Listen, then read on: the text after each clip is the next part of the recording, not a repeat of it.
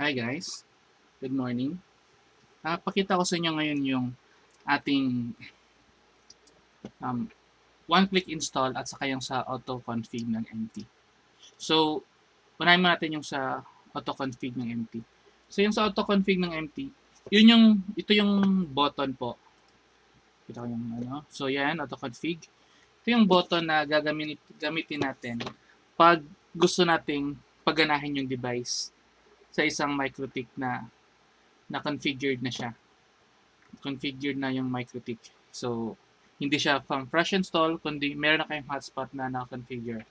So, open natin yung Winbox.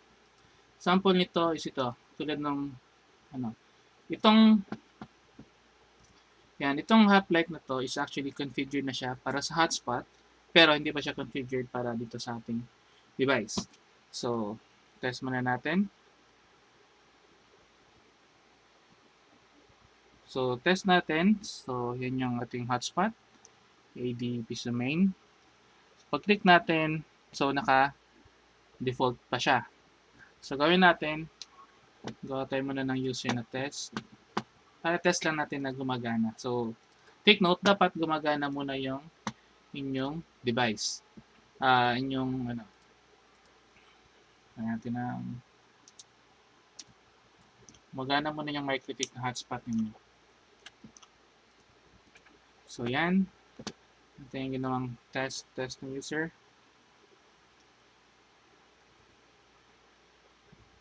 So, yan. Test. Yan, test. Login natin. So, nakalagin na siya. Ito yung status. So, status.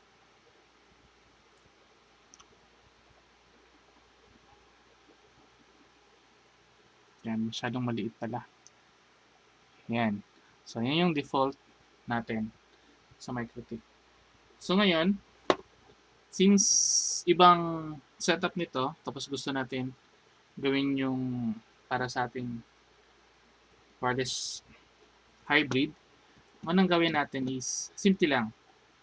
Una, is i-make sure muna natin na meron tayong user na dito. Ito. So, dito, nag-create na ako ng user. Create na natin siya sa system users natin. So, yan. Gumawa lang kasi ako ng bagong user para sa vendor na to. So, pwede nyo gamitin yung admin. Depende po sa inyo. So, since meron tayong user niyan, pwede natin siyang i-auto-config yung ating Mikrotik. So, basically, ang ginagawa kasi ng auto-config ng Mikrotik natin is actually, kinukonfigure niya yung Mikrotik natin na maggumana sa ating device. So, okay. Pakita ko na sa inyo na di siya gumagana. Tayo natin restart yung device. Yan. Connecting siya.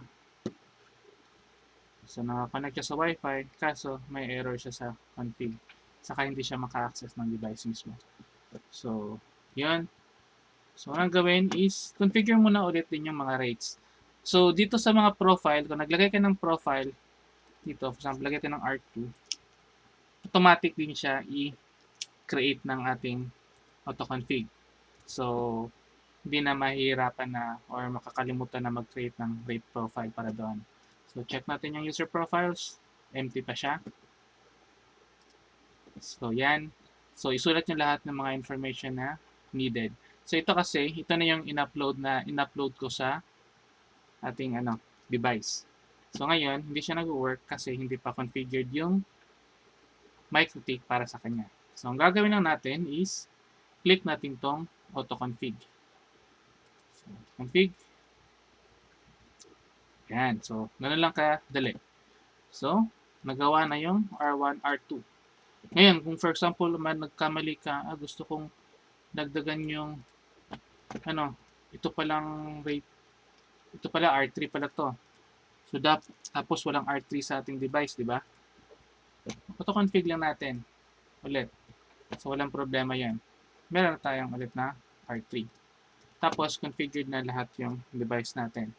So, Ngayon, yung next naman natin gagawin is upload natin yung ating hotspot folder. So, click natin yan. Upload natin siya. So, uploaded na yung hotspot folder. Tapos, generate lang tayo ng main.json. So, once generated na yan, meron na tayong sa files. Yan, lumabas na yung public natin na folder. Ang gagawin lang natin is dapat ipo-point natin yung ating server profile doon sa HTML directory ng public. So, ito, manual pa to isi-set para at least kayo mismo yung maglagay. So, apply nyo lang. So, okay. Tapos ngayon, ang gagawin natin is ito is ano, tapos i-reset lang natin yung device. So, yan. Set natin device. Connected na siya. Meron na yung remote config. Tapos hintayin lang natin siya. Yan. So, fully working na. So, test mo natin yung code generator. Okay. Mali pa na yung pagkalagay. Code generator. So, yan. Tapos, press natin yung button. Check natin sa ating users. So, yan. Nag-generate na siya. So, ibig sabihin, properly working na yung ating device. Connected na siya sa ating Mikrotik. So, ngayon, test naman natin yung ating delete muna natin yung test kanina. Active cookies. Yan. So, ngayon, test naman natin yung ating codeless. So, test natin yung codeless. So, AD is the Wi-Fi main. Connecting. And, tapos, yan. So, gumana na agad. Andito lahat yung mga nilagay nyo na rates or price rates. So, insert coin tayo. Habang the use pa. So, kailangan natin i-press button. Kailangan natin na mag-zero out yung code.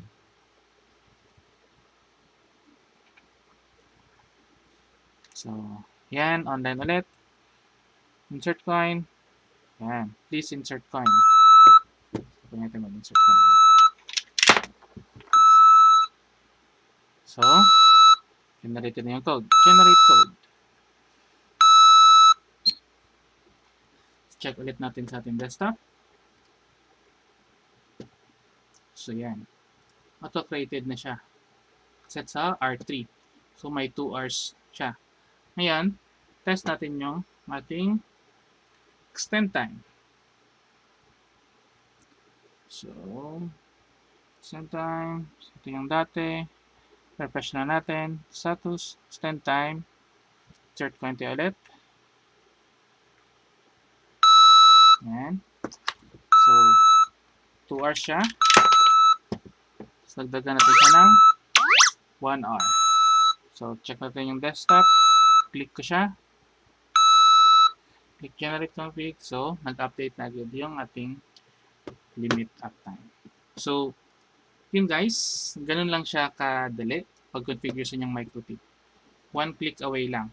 So, configure niya lahat ng importante information. Sundan nyo lang yung step na yan. So, ngayon, pakita ko naman sa inyo yung ating natawag na one-click install or OCI. So, ito, yung sa OCI natin, kailangan natin siya meron kayo actually 2 credits bawat bili nyo ng device. So, basically, hingi ako sa inyo ng username, password, email para saan kayo pwede mag-login. So, pag mag-login na kayo, pwede na kayo makagamit ng one-click install. So, ngayon naman, sa one-click install, so, kuha tayo ng fresh device.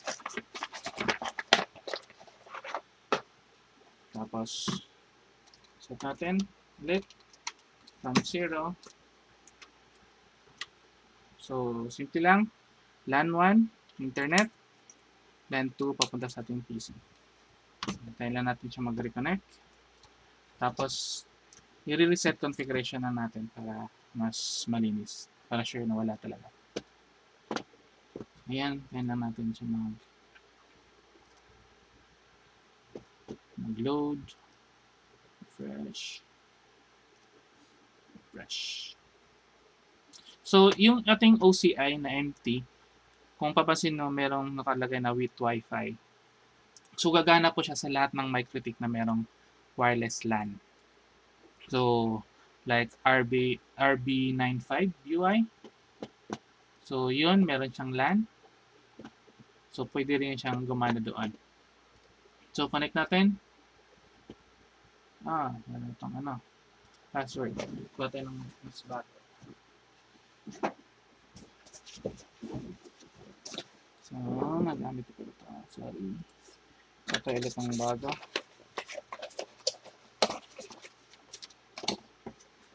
So, mas bago.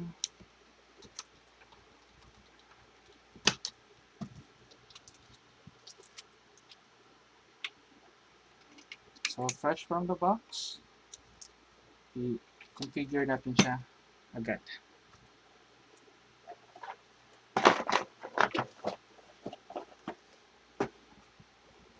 So, yun guys. Basta meron siyang wireless LAN, okay siya. So, gagawa rin ako ng para sa mga device na walang wireless LAN. So, yung basic config niya actually nito is ganito. Ano sa camera. Basic config natin dito sa OCI is una, yung LAN 1 nakaset sa internet, LAN 2 nakaset sa management port, tapos yung 3 and 4 para sa ating AP or extender. So, yan. Yan, nag-load na yata siya. Refresh lang natin yung neighbors. So, fresh install. Galing sa box.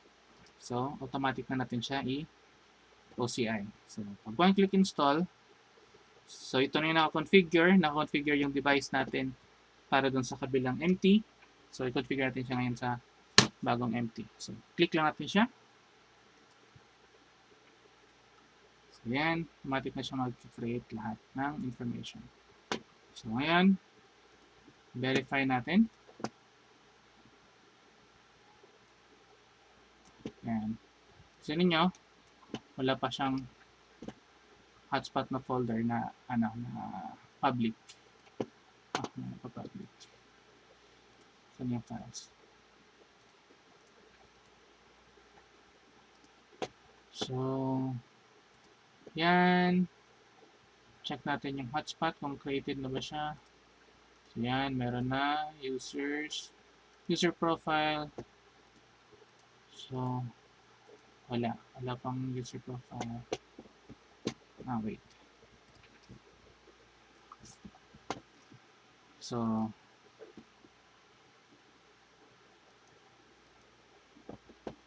user profile. Check pa natin sa ating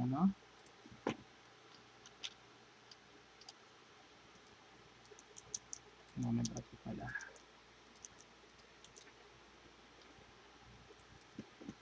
So, yan.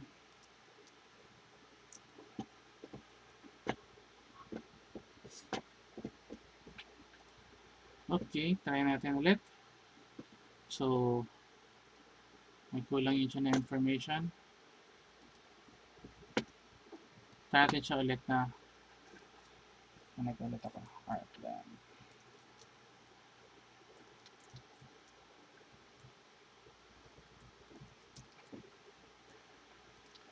Okay.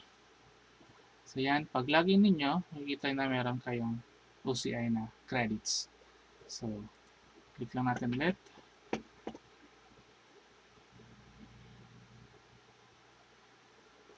So, yan. Yun, meron na siya. Tapos, next natin gawin is upload natin yung hotspot folder.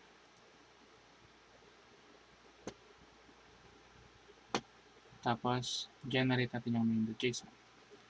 Tapos ngayon, reset natin ulit yung device. So, take note, ibang na to ibang Mikrotik, bagong half-life, gamitan natin ng one-click install.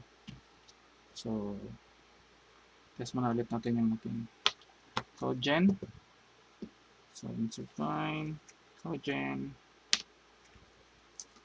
this button. Tapos, press generate code. Tingnan natin kung na-generate pa yung code natin. So, yun. Generate yung ating code. So, try naman natin yung ating try tayo ng hotspot. So, connect ulit natin. Yan. So, at the same time, na-create agad yung ating portal. Insert coin. So, gumana siya agad.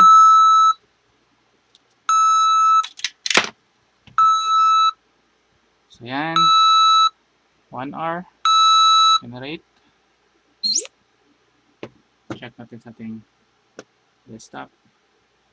So, yan. Auto-generated na yung ating code. So, ulit natin yung extend time.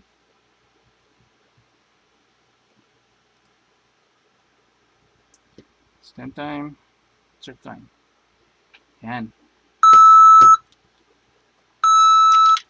So, dapat na itong 2 hours.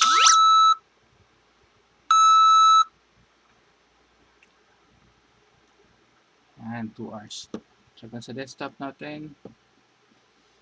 Yung ito ba yan? Yan, 2 hours.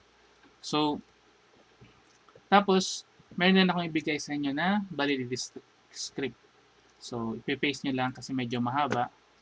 So, paste nyo lang yung validity script na ibibigay ko rin sa inyo para sa extend time yun. Kung gusto nyo may validity script. Kung gusto nyo yung pause lang sila, pwede nyo hindi ilagay yun. So, yun lang guys. So, ulitin ko, yung bagong feature natin ngayon is yung ating one-click install para sa ating empty with Wi-Fi, saka yung Autoconfig. So, yun lang guys. Don't forget to like and subscribe. Thank you.